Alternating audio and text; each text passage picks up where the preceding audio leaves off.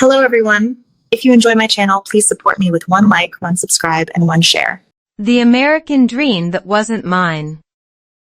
What if you got everything you ever wanted, the big house, the loving husband, the beautiful children, the perfect life in America, and you still felt completely, devastatingly empty?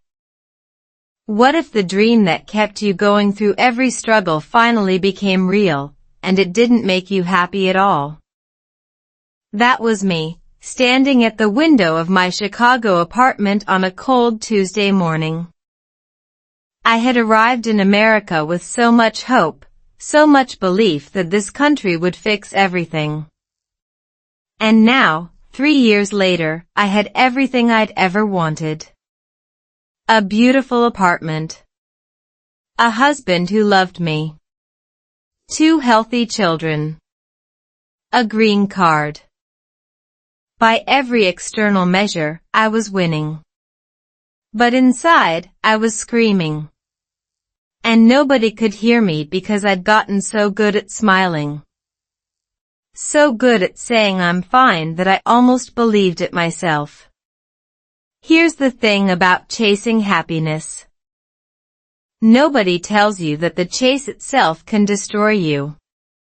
I spent years believing that if I could just get to America, I would finally be happy. I told myself that all the pain, the loneliness, the exhaustion of learning English as an adult, the humiliation of being misunderstood, it would all be worth it once I arrived. And I did arrive. I achieved everything on my list. I checked every single box. And I waited for the happiness to come. But it didn't. Because happiness doesn't arrive in a box or a certificate or a visa. It's not a destination. It's a state of being. And I had been so focused on the destination that I completely forgot how to be present in the journey. I was so busy becoming the person I thought I needed to be that I lost the person I actually was. That Tuesday morning, standing at the window, I watched the cars moving below me and realized something that terrified me. I had no idea who I was anymore. I could speak English reasonably well now, not perfect, but good enough. I could navigate the grocery store. I could talk to other parents at school drop-off. I had learned to perform the role of happy immigrant who made it. But that was the problem. I was performing. Every single day. And the longer I performed, the more I forgot what the real me looked like. I didn't know what I wanted anymore. I didn't know what made me happy. I had been so focused on surviving, on achieving, on ticking boxes, that I had completely neglected myself. I had become a stranger to my own soul. And then something happened that changed everything. A moment so small and so unexpected that it cracked open my entire understanding of happiness, of home, of who I was. It started with a question. A simple, devastating question from the person who knew me better than anyone. David came up behind me, wrapped his arms around my waist, and whispered, "You're not happy, are you?" Not an accusation. Just an observation. And I couldn't pretend anymore. I couldn't smile and say I'm fine. Because for the first time, someone was asking the question I'd been avoiding my entire life. And I knew, standing there in my beautiful apartment, that I was finally going to have to tell the truth. The happiness illusion. Have you ever noticed how your brain lies to you about happiness? It whispers that happiness is just around the corner, just one more achievement away, just one more thing you need to get or become. It convinces you that once you reach that destination, everything will finally be okay. But here's the cruel joke your brain plays on you. The moment you arrive, the goalpost moves. Suddenly, happiness is somewhere else. Something else. Someone else's life. And you're left standing in the middle of everything you thought you wanted, wondering why you still feel so empty. That was my life for 3 years in America. I chased the American dream like it was a life raft and I was drowning. And when I finally reached it, I discovered that the raft was full of holes. I was still drowning. Just in a nicer location. Psychologists call this the arrival fallacy, the belief that achieving a major goal will bring lasting happiness. It's the reason lottery winners aren't happier a year after winning. It's the reason people who get promotions or buy dream houses or move to new countries often feel a crash of disappointment. Because our brains are wired to adapt. What feels amazing today becomes normal tomorrow. It's called hedonic adaptation, and it's the enemy of sustained happiness. I remember the day I got my green card. I was so excited I called my mother, my sister, my best friend, and they all cheered for me. I felt like I was on top of the world. And then the next day, I woke up, and nothing had changed. I was still me. Still struggling with English. Still feeling like an outsider. Still carrying that familiar weight of loneliness. The green card had given me permission to stay, but it hadn't given me permission to belong. And that was the moment I realized I had been chasing the wrong thing all along. The problem wasn't America. The problem was my belief that America would make me happy. I had projected all my hopes and dreams onto a country, a culture, a language. I had turned the United States into a symbol of everything I thought I was missing. But happiness doesn't work like that. It doesn't come from external circumstances, not really. Sure, there are things that make us temporarily happy. A promotion. A new car. A vacation. But lasting happiness? That comes from within. It comes from how you relate to your life, not what's in it. And I had been relating to my life like a project I needed to complete. I was always in the future, when I get my degree, when I get a job, when I get my green card, when I get a house. I was so focused on the when that I completely ignored the now. And in the process, I missed 3 years of my life. 3 years of tiny joys. 3 years of growth. 3 years of becoming someone I didn't even recognize because I was too busy trying to become someone else. I started therapy around that time, a small, brave act that felt like failure but turned out to be salvation. My therapist, a wonderful woman named Sarah, said something to me that changed everything. You're not chasing happiness. You're chasing safety. You think that if you get all the external markers of success, you'll finally feel secure enough to be happy. But you'll never feel secure enough if you keep looking outside yourself for validation. And she was right. I had been looking outside for something only I could give myself. I had been waiting for America to tell me I was enough. And America, for all its beauty, would never be able to give me that answer. Only I could.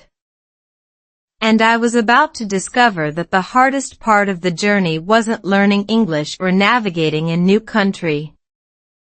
It was learning to love the person I already was, accent and all. The man who saw through my smile. Have you ever gotten so good at pretending to be okay that you almost convinced yourself? You perfect the smile, you memorize the script, you learn exactly which words to say and which emotions to show and which parts of yourself to hide. And somewhere along the way, the performance becomes so automatic that you forget you're even performing at all.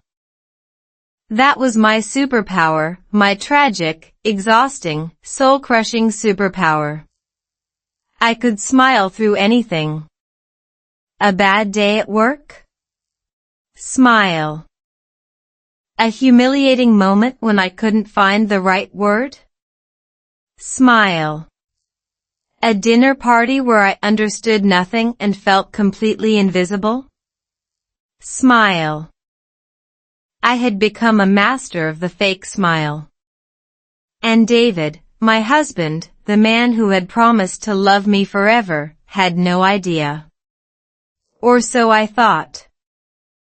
But the thing about real love is that it sees through your performance. And one night, in the quiet of our bedroom, David proved that he knew me better than I knew myself.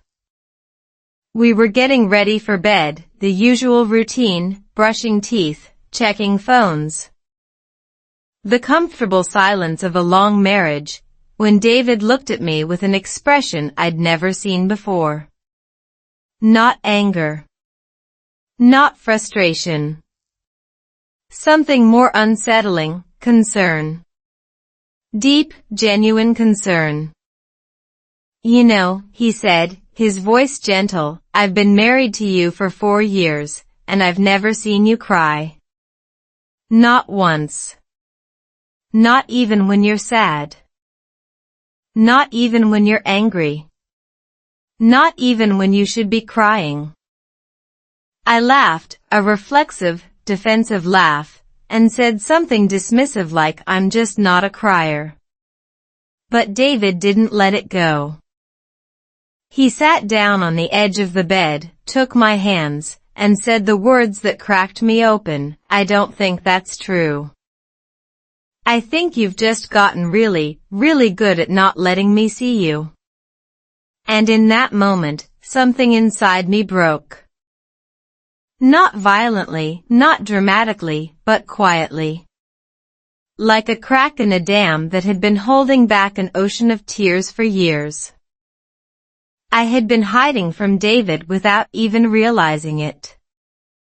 I had been so afraid of being seen, really seen, in all my imperfect, struggling, not quite American glory, that I had built an invisible wall between us. I thought I was protecting him. I thought I was protecting myself. But what I was really doing was starving our marriage. Connection doesn't come from perfection. It comes from vulnerability. It comes from letting someone see your cracks. And I had been so terrified that my cracks would make David love me less that I had never given him the chance to love me more. The irony is that the parts of me I was hiding, the loneliness, the self-doubt, the fear that I was never going to belong, were exactly the parts that needed to be seen. Because love doesn't just celebrate your strengths. It holds your weaknesses. It sees your pain and doesn't turn away. And David, my kind, patient, wonderful David, was trying to show me that he was strong enough to carry my pain with me. I just had to be brave enough to let him. Show me, he said. Show me who you really are. Not the version you think I want. The real you. And for the first time, I did. I told him everything. About the grocery store. About the dinner party. About the nights I lay awake wondering if I'd made a mistake. About the shame of my accent and the loneliness of being a stranger in my own life. I cried for the first time in 4 years, and I don't mean polite tears. I mean ugly, heaving, snotty, messy crying. The kind of crying that feels like everything you've been holding inside is finally being released. And David didn't flinch. He didn't tell me to calm down. He didn't try to fix it. He just held me. And in the middle of that ugly, beautiful breakdown, something shifted. I didn't feel fixed. I didn't feel magically better. But I felt seen. And being seen, I was about to discover, was the beginning of everything. The marriage that started with a lie. What if the foundation of your marriage was built on a lie you didn't even know you were telling? What if every "I'm fine," every smile, every carefully constructed answer was actually a brick in a wall between you and the person you loved most? That's the terrifying realization I had after that night with David. I had been lying to him for years. Not about big things, not about where I was going or who I was with. I had been lying about something much more fundamental. I had been lying about who I was. I had created a version of myself that I thought David would love, the happy, grateful, easygoing immigrant who never complained, never struggled, never needed anything. And the worst part? David had married that version. He had fallen in love with a woman who didn't exist. And now, sitting in our bedroom, finally telling the truth, I was terrified that the real me, the one who was sad, confused, angry, and deeply lonely, would be someone he didn't recognize. Someone he didn't love. The weeks that followed were strange and difficult. I was raw, exposed, vulnerable in ways I'd never been before. And David was patient. So patient it almost made me cry again. He asked questions. He listened. He didn't try to fix me or tell me I was wrong to feel the way I did. He just held space for me. And slowly, painfully, I started to realize that the person I'd been hiding from wasn't David. It was myself. I had been so ashamed of my struggles, so convinced that being anything less than perfect meant being unlovable, that I had created an entire false identity to protect myself. But the lie wasn't protecting me. It was suffocating me. And the truth, the messy, complicated, imperfect truth, was the only thing that could save me. But learning to tell that truth, to David and to myself, wasn't easy. It meant confronting the deepest, darkest parts of my psyche. It meant admitting that I had been chasing the wrong things. And it meant accepting that the American dream I'd been sold was a beautiful, seductive lie. I started reading about something called the happiness trap, a psychological concept that explains how chasing happiness actually makes us unhappier. The more we pursue happiness as a goal, the more we feel like we're failing when we're not happy. And I had been trapped in that cycle for years. Every day I wasn't ecstatically happy, I told myself there was something wrong with me. Every moment of sadness or loneliness felt like evidence that I was broken, that I didn't deserve the life I'd been given. But here's what I learned: happiness isn't a permanent state. It's a feeling that comes and goes, like weather. And expecting to be happy all the time is as unrealistic as expecting it to be sunny every single day. What matters isn't happiness. What matters is meaning, connection, purpose. And I had been so focused on achieving happiness that I had completely ignored everything that actually makes life worth living. David and I started couples therapy, another small, brave act that felt like failure but turned out to be the best decision we ever made. And in those sessions, we started to rebuild our marriage on something real. Not on the fantasy of who I thought I should be, but on the reality of who I actually was. We learned to communicate without masks. We learned to fight without destroying each other. We learned to hold space for each other's pain without needing to fix it. It was hard. It was messy. It was sometimes excruciating. But it was real. And for the first time in our marriage, I felt like I was actually showing up. Not performing. Not pretending. Just being. And in that space of realness, something unexpected began to bloom. Something I hadn't felt in years. Something that felt terrifyingly close to the thing I'd been chasing all along. But I was about to discover that even this new, real foundation was about to be tested in ways I never could have imagined. The baby who changed everything.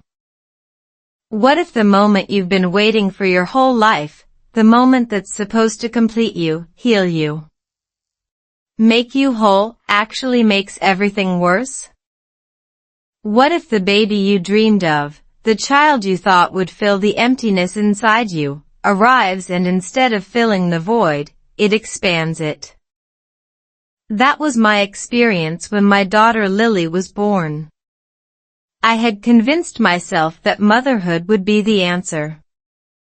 That holding my own child, feeling that unconditional love, would finally make me feel like I belonged somewhere.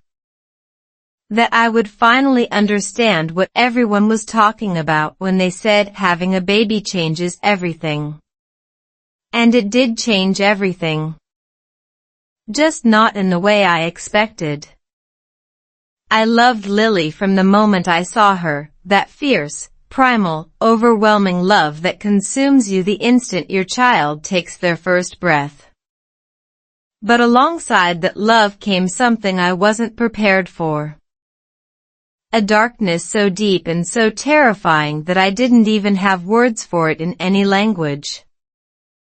The first few weeks after Lily's birth were a blur of sleepless nights, endless feeding, and a kind of exhaustion I'd never known existed. But underneath the exhaustion was something else. A voice. A small, insidious voice that whispered terrible things. You're not good enough to be her mother. She deserves someone who can speak English properly. What if you teach her wrong? What if she grows up embarrassed by you? I had expected the physical challenges of new motherhood. I had not expected the psychological war that erupted inside my head. Every time I made a mistake, dropped a bottle, forgot a diaper, couldn't calm her crying, I heard that voice. Every time I spoke to her in my native language, I heard it. Every time I stumbled over an English word in front of the pediatrician, I heard it. The voice was relentless. And it was in English. Because somewhere along the way, I had internalized the belief that my English wasn't just inadequate, it was evidence that I was inadequate. I remember standing in the kitchen one afternoon, Lily crying in her crib, and I couldn't move. I just stood there, frozen, unable to go to her. Not because I didn't want to, but because I was paralyzed by the voice telling me I was going to mess her up. That she would be better off with someone else. That I had made a terrible mistake by becoming a mother. I had never felt so alone in my life. David was at work. My family was thousands of miles away. And I was in a country where I still felt like a stranger, holding a baby who was supposed to be my home, and feeling more homeless than ever. That night, I finally broke down and told David everything. The voice. The fear. The feeling that I was failing our daughter before she could even walk. And David, my steady, patient David, did something I'll never forget. He held me and said, "You're not failing her. You're showing her what strength looks like. You're showing her that you can struggle and keep going. That's the most important thing you can teach her." But even David's love couldn't silence the voice completely. Because the voice wasn't really about English. It wasn't really about parenting. It was about something much deeper, something I'd been running from my entire life. And the baby, the beautiful, innocent, demanding baby, was forcing me to finally confront it. I was about to discover that the hardest part of motherhood wasn't the sleepless nights or the endless worrying.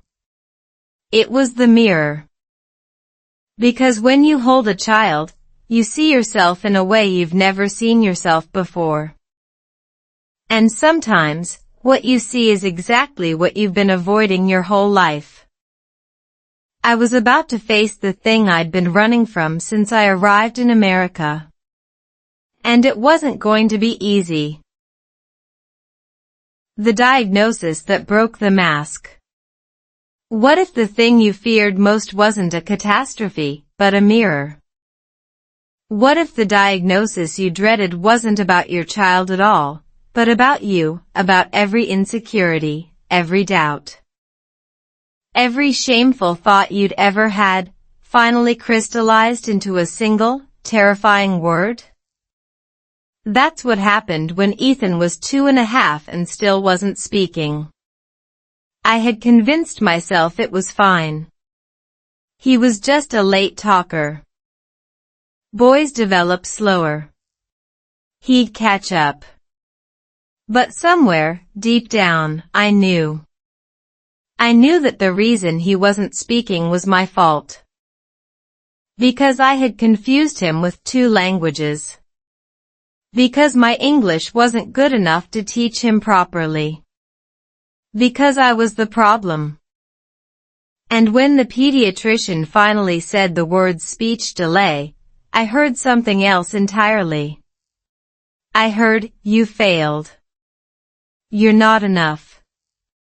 Your child is suffering because of you." The days that followed were a blur of appointments, evaluations, and a kind of exhaustion that went deeper than sleep deprivation. Every specialist we saw asked the same questions. Does he respond to his name? Does he point? Does he babble? And every question felt like an accusation. Because I didn't know the answers. I didn't know if he was hitting his milestones because I didn't always understand what the milestones were. I didn't know if he was pointing enough because I'd never thought to count. I was so busy surviving, just trying to get through each day without falling apart, that I had missed the signs. And now my son was paying the price. The guilt was crushing. I couldn't eat. I couldn't sleep. I would lie awake at night, staring at the ceiling, replaying every moment I'd failed him. Every time I'd been too tired to read to him. Every time I'd let him watch TV so I could have 5 minutes of peace. Every time I'd spoken to him in my native language instead of English because it was easier. It was all my fault. I started to isolate myself. I stopped taking Ethan to the park because I couldn't bear the judgment of other mothers. I stopped answering phone calls from my family because I couldn't admit what was happening. I retreated into a shell of shame so deep that I barely left the house. David tried to help, but I pushed him away. He couldn't understand. He spoke perfect English. He'd grown up here. He'd never had to fight for every word, never had to feel like his whole worth was tied to his ability to conjugate a verb correctly. How could he possibly understand what it felt like to be told your child was struggling? And to know in your bones, that it was because of you? But then something happened that changed everything. Something I never expected. A moment so small and so profound that it cracked open my shame and let in a sliver of light. The speech therapist, a kind woman named Dr. Chen, pulled me aside after Ethan's evaluation. She looked at me with such warmth, such understanding, that I almost started crying right there. "Your son is going to be fine," she said. "He's not delayed because of you. He's delayed because of a developmental glitch that has nothing to do with how you've raised him. And you know what? The fact that he's exposed to 2 languages is actually an advantage. Bilingual children often take longer to speak. But when they do, they have richer language skills. You haven't hurt him. You've given him a gift." I stared at her, unable to process what she was saying. A gift? How could something that felt so much like failure be a gift? But Dr. Chen's words planted a seed. A small, fragile seed of something I hadn't felt in a long time. Hope. The fight that almost ended us. What if the person you love most in the world becomes a stranger because you've run out of words to explain yourself? What if the silence between you grows so loud that you forget how to speak to each other in any language at all? That's where David and I found ourselves 6 months after Ethan's diagnosis. On the surface, we were doing better. Ethan was making progress in speech therapy. I was finally sleeping again. But beneath the surface, something had been quietly cracking. Something neither of us wanted to admit. It happened on a Thursday night, in our kitchen, over a sink full of dirty dishes and a conversation that started small and ended like an avalanche.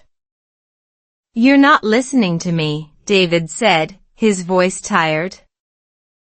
"I am listening," I replied, but even I could hear that my accent was thicker than usual, my words coming out slower because I was exhausted. "No, you're not," he said, and something in his tone made my blood run cold. "You never really listen. You just nod and say you understand, and then later I find out you had no idea what I was talking about. How am I supposed to build a life with someone I can't even have a real conversation with?" And that's when I exploded. Not in English. Not in the careful, measured English I'd spent years perfecting. In my native language.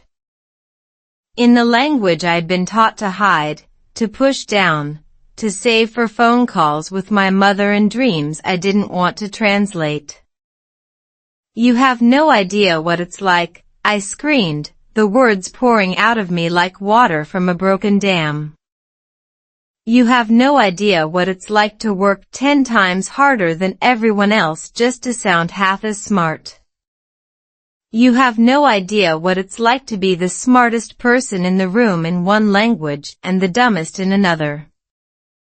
You have no idea what it's like to love someone so much and still feel like you're failing them every single day because you can't find the right words." David stared at me, his face pale, his eyes wide. He didn't understand a word I'd said.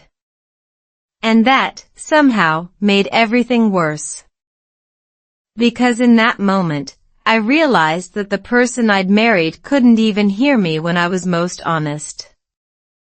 My deepest pain, my most raw confession, was completely inaccessible to him. And the loneliness of that realization was so overwhelming that I had to leave the room before I said something I'd regret forever. I sat in our bedroom, shaking, crying, wondering if I'd just destroyed my marriage with words my husband couldn't understand. And then David walked in. He sat down next to me, took my hand, and said something I'll never forget. "You're right," he said, his voice quiet. "I don't know what it's like. I have no idea what it feels like to live in someone else's language every single day. But I want to learn. I want to understand. Not just your English, your everything. Tell me. Say it again. But this time, say it in whatever language you need to. And I'll find a way to understand." That was the moment everything changed. Not because David suddenly learned my native language, he still speaks it about as well as I speak English on a bad day. But because he stopped expecting me to be someone I wasn't. He stopped measuring our marriage against the standard of fluent, effortless communication. He started meeting me in the messy middle, where words stumble and meaning emerges from the spaces between them. Over the next few months, we changed everything. We stopped avoiding the hard conversations because they were hard in English. We started using translation apps when we needed to, like the modern, slightly ridiculous couple we'd become. We learned to be patient with each other in ways we'd never been patient before. And slowly, miraculously, our marriage started healing. But the biggest surprise was yet to come. Because the lessons I learned from that fight, about communication, about love, about the spaces between words, would soon transform something else entirely. Something I never expected to heal. Something that would finally, truly, teach me what I'd been missing. Something that would make me realize that the American dream I'd been chasing wasn't a country or a language. It was something I'd had all along. I just hadn't known how to see it. The real happiness nobody talks about. What if the happiness you've been chasing your whole life isn't something you achieve, but something you recognize? What if it's been there all along, hiding in plain sight, waiting for you to stop running long enough to notice it? That's what I discovered in the year after that terrible fight with David. When I stopped trying so hard to be happy, when I stopped measuring my life against some imaginary standard of what happiness should look like, I started to notice something strange. Happiness was already there. It wasn't in the big moments, not in the green card, not in the marriage certificate, not in any of the achievements I'd been chasing. It was in the small ones. It was in Ethan's laugh when I made a silly face. It was in Lily's chubby little hand reaching for mine.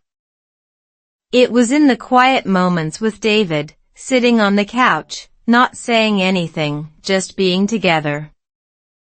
It was in the smell of pancakes on Sunday morning, even when they were a little burnt.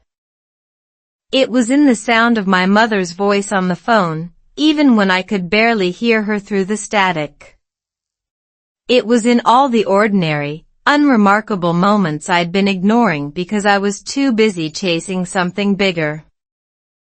Psychologists call this savoring, the ability to fully engage with and appreciate positive experiences in the moment. And research shows that people who practice savoring are significantly happier than those who don't. It's not about having more, it's about noticing more.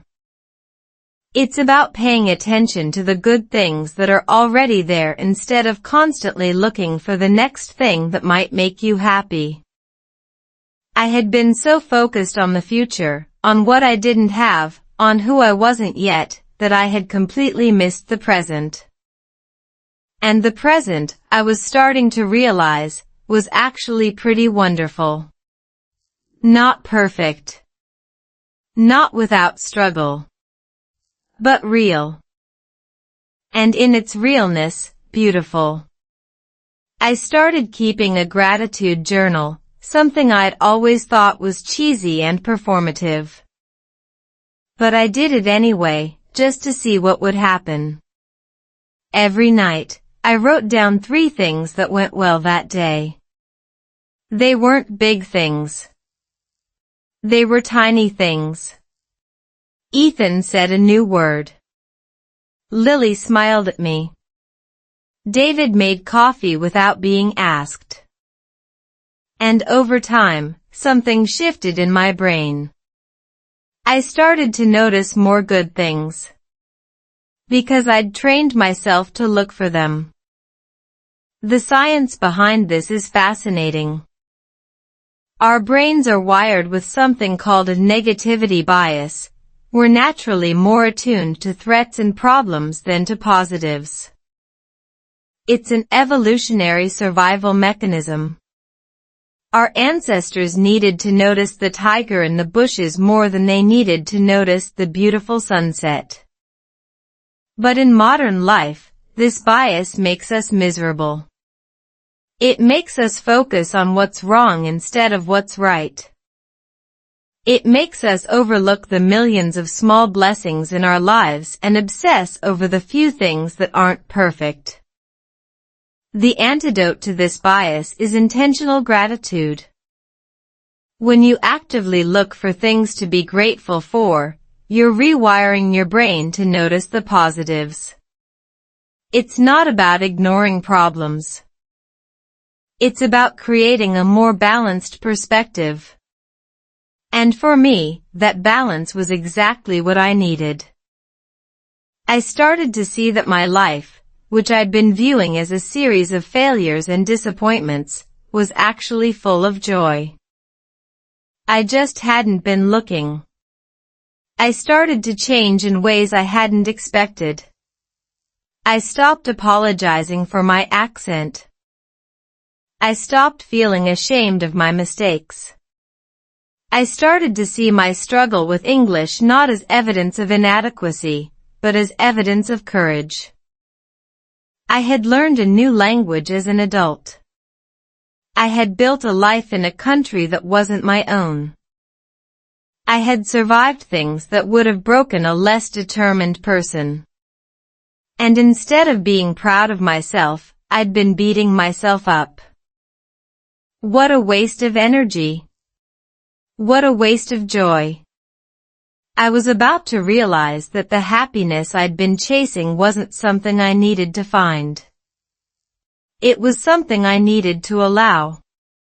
And once I started allowing it, everything changed. Not the circumstances, but how I saw them. And that, I was about to discover, was the real secret. The secret nobody tells you about happiness. The secret that would finally set me free. America didn't make me happy, I did. Have you ever noticed how we blame external things for our unhappiness? It's the country's fault. The culture's fault. The language's fault. Other people's fault. We tell ourselves that if we could just change our circumstances, move somewhere else, get a different job, find a better partner, then everything would magically fall into place. And then, when we make those changes and still feel empty, we blame ourselves. We think we're broken. We think happiness is something other people have, something we're not capable of. That's exactly where I was. I had blamed America for my unhappiness. I had blamed the language, the culture, the loneliness of being an immigrant. I had blamed David for not understanding me, my children for needing too much, and myself for not being strong enough. And it wasn't until I stopped blaming everything outside of me that I finally started to understand the truth. The problem wasn't America. The problem was how I was relating to America. And more importantly, how I was relating to myself. Let me explain what I mean.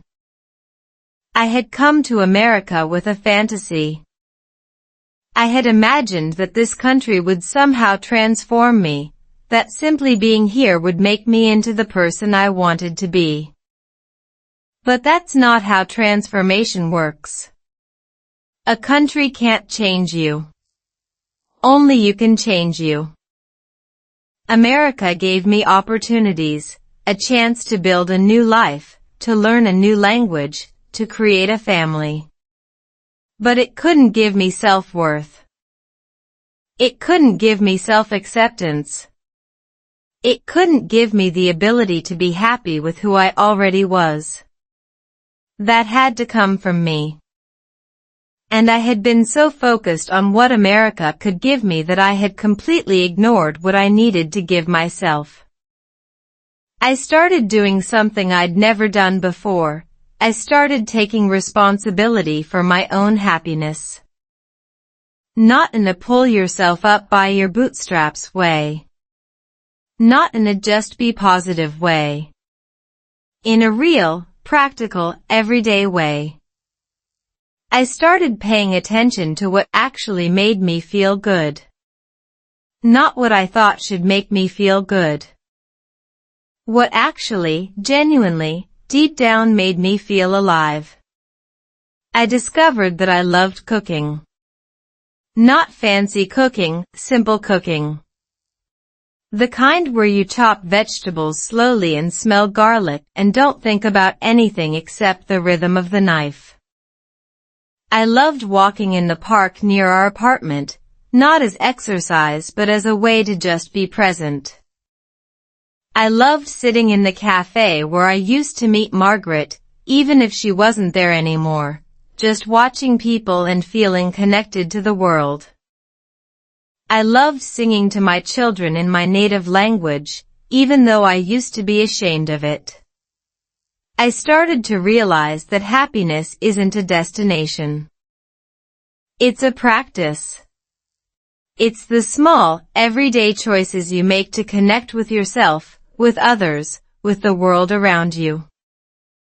It's saying yes to the things that nourish you and no to the things that drain you. It's learning to distinguish between what society tells you you should want and what you actually want. It's not always easy, but it is always worth it. I also started to change my relationship with English. I stopped thinking of it as a test I was failing and started thinking of it as a tool for connection. I stopped correcting myself mid-sentence. I stopped apologizing for my accent. I stopped measuring my worth against my ability to sound like a native speaker. I started speaking English the way I speak it, with all its quirks and imperfections. And something remarkable happened. People actually understood me better. Because when you speak without fear, without shame, without constantly editing yourself, you communicate with a clarity that no perfect grammar could ever achieve. You communicate with your whole self. And that's what makes people connect with you. Not your fluency. Your authenticity. I realized that the people who loved me, David, my children, my friends, didn't love me in spite of my accent. They loved me because of who I was. And my English, as imperfect as it was part of that. It was part of my story. It was part of me. I thought about all the years I'd wasted feeling ashamed. All the words I'd swallowed. All the conversations I'd avoided. All the moments I'd missed because I was too scared of sounding stupid. And I felt a profound sadness for that woman, the woman who had spent so long hiding. But I also felt gratitude. Because that woman had led me here. To this moment. To this understanding. To this peace. I wasn't happy because America had fixed me. I was happy because I had finally stopped trying to be fixed. I had finally accepted that I was never broken. I had been a whole, complete, worthy person all along. I just hadn't known how to see it.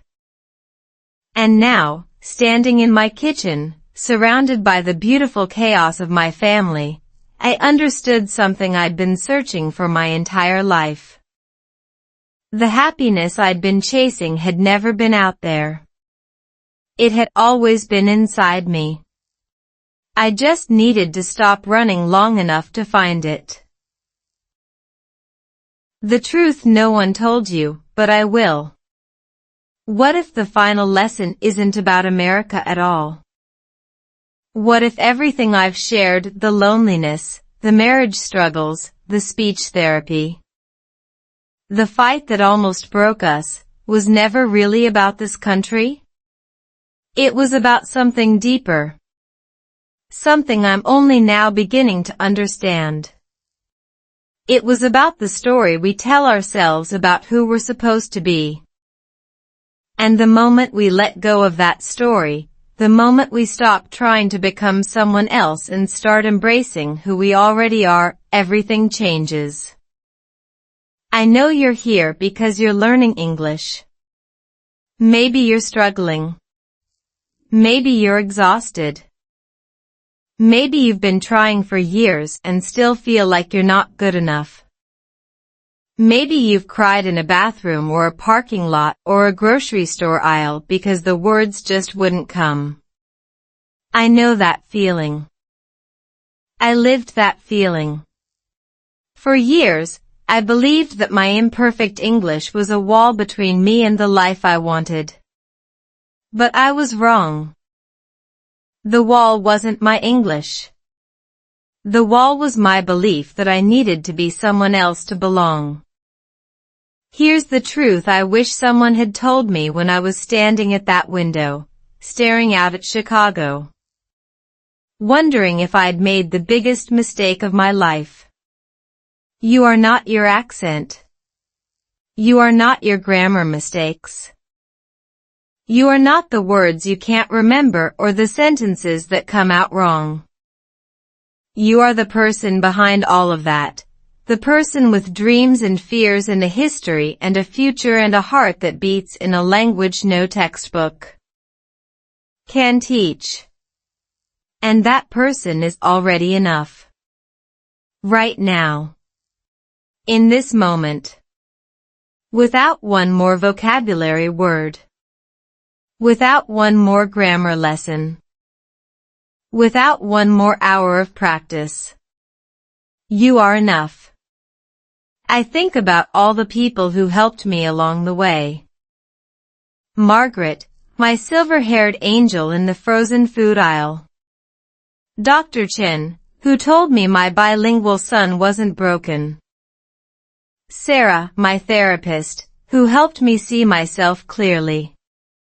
David, my husband, who loved me through my worst moments. They didn't teach me English. They taught me something far more important. They taught me that I was worthy of love, exactly as I was. And that's what I want to give you today. Not English lessons. Not vocabulary lists. Not grammar rules.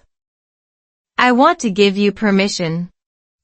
Permission to be wrong. Permission to stumble.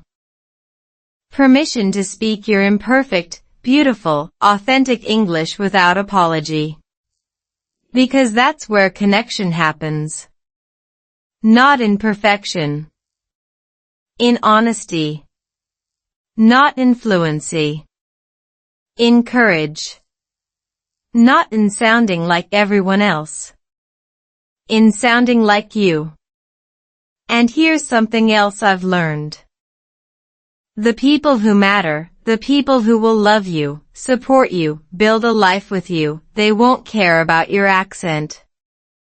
They won't care about your grammar mistakes. They will care about your heart. They will care about whether you show up. They will care about whether you try. And if someone does judge you for your English, that says everything about them and nothing about you.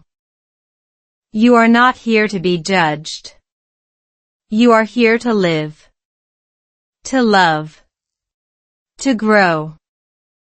To build a home, not in a country or a language, but in the hearts of the people who see you.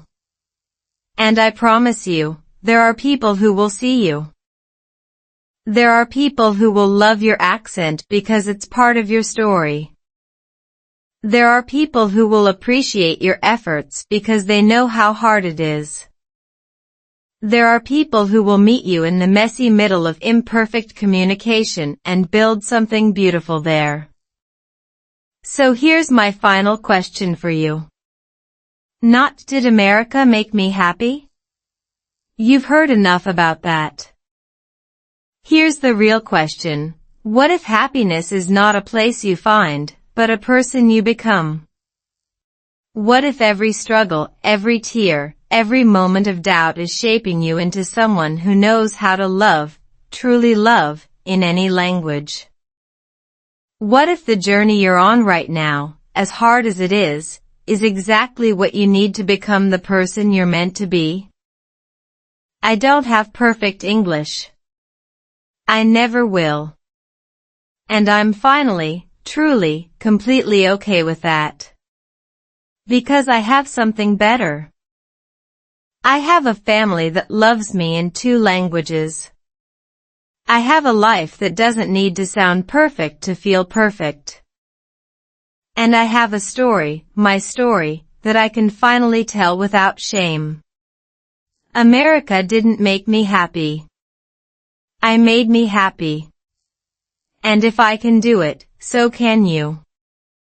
Not because it's easy, but because it's possible. And because you are already worthy of happiness, right now, exactly as you are. That's the truth no one told me. But I'm telling you. And I hope you believe it. That's everything for today. I'll make more videos like this in the future. Please subscribe to see them.